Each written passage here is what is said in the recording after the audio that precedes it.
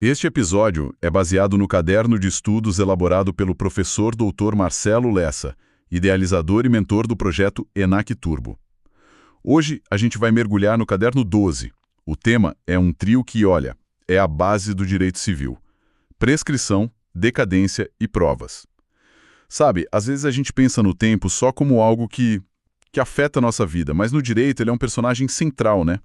Ele pode tanto criar um direito quanto simplesmente fazer ele desaparecer. Nossa missão aqui hoje é justamente mapear essa ação do tempo, desvendar as diferenças que são cruciais entre prescrição e decadência e depois, claro, entender como a forma e a prova materializam os negócios jurídicos. Vamos focar exatamente naquilo que decide uma questão na prova. E essa é uma promessa importante, porque a distinção entre prescrição e decadência, por mais que seja um tema clássico, ainda derruba muito candidato bom. É um pilar da teoria geral do direito civil. E, para ninguém cair em armadilha, a gente vai usar o critério científico de Agnello Amorim Filho como nosso guia. É a linha de raciocínio que o STJ adota para pacificar esse debate. Pense nele como nosso mapa, sabe? Um mapa para navegar por esses conceitos. Ótimo, um mapa é tudo que a gente precisa. Para começar, então, vamos desempacotar isso. Qual é a diferença fundamental entre esses dois institutos que parecem, à primeira vista, tão semelhantes? Perfeito. A diferença principal, assim, está no que o tempo atinge. A prescrição, ela ataca a pretensão. Pense na pretensão como se fosse a ferramenta, a espada que alguém tem para forçar na justiça o cumprimento de um direito que foi violado. Ah, a ferramenta. Isso. A violação do direito faz nascer essa pretensão de cobrar. Se o tempo da prescrição passa, o direito à dívida até continua existindo, mas a espada, a ferramenta de cobrança judicial, ela fica cega, perde a força. Entendi. Então, a dívida não some do universo, mas a capacidade de ir à justiça e dizer: juiz, obriga a pessoa a me pagar. Essa capacidade desaparece. É isso. Exatamente isso. E a decadência, como ela funciona nesse cenário? A decadência ela é mais fatal. Ela não atinge a ferramenta, ela atinge o próprio direito. É um tipo especial de direito que a doutrina chama de direito potestativo. Direito potestativo. Pense nele como um botão de poder que a lei dá para uma pessoa criar, modificar ou extinguir uma relação jurídica só com a vontade dela. O direito de anular um contrato, por exemplo. Se a pessoa não aperta esse botão de anulação dentro do prazo que a lei estabelece, o botão simplesmente desaparece. O direito de anular um negócio jurídico, ele deixa de existir por completo. Nossa, agora ficou muito claro. Prescrição ataca a ferramenta de cobrança ligada a uma ação condenatória. E a decadência ataca o próprio botão de poder, né? Ligado a uma ação constitutiva. Precisamente. E o critério do Agnello Amorim Filho organiza isso de forma, assim, científica. Ele diz: se existe um direito a uma prestação, dar, fazer ou não fazer algo, e ele é violado, nasce uma pretensão. E essa pretensão está sujeita à prescrição. Já os direitos potestativos, quando a lei dá um prazo para exercê-los, estão sujeitos à decadência. Certo. E um detalhe de ouro que sempre vale lembrar: as ações que só declaram um direito, as meramente declaratórias, e as constitutivas que não têm prazo em lei, essas são imprescritíveis. Entendi. E essa diferença no DNA dos dois tem consequências práticas gigantescas. É aqui que moram as pegadinhas da FGV, né? Sem dúvida. Os regimes jurídicos são quase opostos. Começando pela renúncia, por exemplo. A prescrição, depois que o prazo já se consumou, pode ser renunciada pelo devedor. Mas a decadência que é fixada em lei, essa é irrenunciável. E por quê? Qual a lógica por trás disso? A lógica é que a prescrição, geralmente, protege um interesse particular, o do devedor. Já a decadência legal, ela protege o interesse público, a necessidade de estabilizar as relações sociais.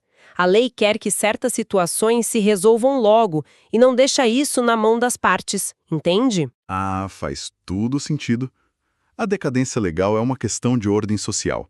E aquela decadência que as próprias partes criam num contrato, a convencional? Aí a lógica se inverte. Como foi criada para proteger o interesse privado das partes, elas podem, sim, renunciá-la. E isso nos leva a outra diferença crucial: a atuação do juiz. O juiz deve reconhecer de ofício, sem ninguém pedir, tanto a prescrição quanto a decadência legal. Espera aí, esse ponto é fundamental. É fundamental. Mas, na decadência convencional, o juiz não pode se meter. A parte a quem aproveita tem que alegar.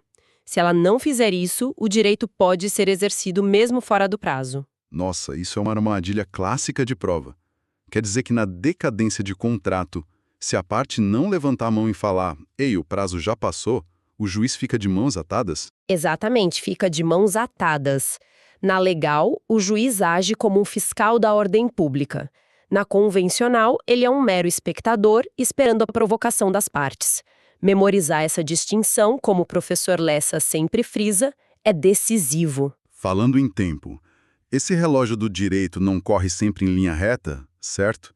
Imagino que existam situações que pausam ou até zeram o cronômetro. Exato. O direito não é um relógio suíço e inflexível. Ele leva em conta as realidades da vida. E para isso existem o impedimento, a suspensão e a interrupção. São as regras de trânsito dos prazos prescricionais. Regras de trânsito. Gostei da analogia. E qual a diferença prática entre elas? Uma pausa e a outra reinicia? É isso? Perfeito. Impedimento e suspensão são como apertar o pause no cronômetro. A causa impeditiva nem deixa o prazo começar a correr. A suspensiva para o prazo que já começou. Quando o motivo da pausa desaparece, o cronômetro volta a contar de onde parou. Já a interrupção, essa é como apertar o botão de reset. O tempo que já passou é descartado e a contagem recomeça do zero. E que situações da vida real pausam esse relógio? Quais os exemplos mais clássicos? O Código Civil traz exemplos de muito bom senso. Por exemplo, não corre prescrição entre cônjuges enquanto estão casados, ou entre pais e filhos durante o poder familiar. A lei presume que a harmonia da família impediria uma cobrança judicial, né? Faz sentido. E a regra mais protetiva de todas, a prescrição não corre contra os absolutamente incapazes, os menores de 16 anos. Para eles, o relógio da prescrição simplesmente não começa a contar. E para resetar o cronômetro, o que causa a interrupção? As causas estão lá no artigo 202. As mais comuns são o despacho do juiz que ordena a citação do devedor, o protesto de um título em cartório ou, e esta é muito poderosa, qualquer ato do devedor que reconheça a dívida de forma inequívoca. Ah, tipo uma renegociação, pedido de prazo. Isso, tudo isso zera a contagem. E aqui vem uma pergunta que vale ouro. Se eu protesto um título e interrompo a prescrição e 1 ano depois entro com ação de cobrança, a citação vai interromper o prazo de novo? Não. E essa é a regra de ouro que o material do professor Lessa destaca com muita ênfase. O artigo 202 caput é claro. A interrupção da prescrição só pode ocorrer uma única vez. No seu exemplo, o protesto já usou essa carta. O despacho de citação posterior não terá o poder de zerar o cronômetro novamente. É uma chance só. Uma única chance de reset. Isso é contraintuitivo e, por isso mesmo, uma excelente questão de prova. Agora, e a decadência? Ela também tem essas pausas e resets? A regra para a decadência é muito mais severa. O artigo 207 diz que, em geral, não se aplicam à decadência as normas sobre impedimento, suspensão ou interrupção. O tempo para exercer um direito potestativo corre de forma implacável, sem pausas. Que duro. Mas tem uma exceção importantíssima que confirma a regra da máxima proteção. A decadência também não corre contra os absolutamente incapazes. A proteção ao menor de 16 anos é um princípio tão forte que prevalece sobre a rigidez do prazo decadencial. Ok. Agora que a gente entendeu como o tempo pode desgastar um direito, vamos ver como ele nasce com força total. É aí que entram a forma e a prova, né? Exato. A forma é o corpo do negócio jurídico, a maneira como a vontade se manifesta no mundo. E a regra geral no nosso direito é o princípio da liberdade das formas. O artigo 107 diz que se a lei não exigir um jeito específico, um negócio pode ser feito de qualquer maneira. Verbalmente, por escrito. Até por um gesto. Mas, quando falamos de imóveis, a história muda completamente. A lei não é nada liberal, certo? Nada é liberal. E com toda a razão, para garantir a segurança jurídica. O artigo 108 do Código Civil é talvez um dos mais importantes para a atividade notarial e registral. Ele estabelece um marco. Negócios que envolvem direitos reais sobre imóveis de valor superior a 30 vezes o maior salário mínimo exigem para sua validade a escritura pública. Uau! Ou seja, acima desse valor, um contrato particular, por mais bem redigido que seja, não vale nada.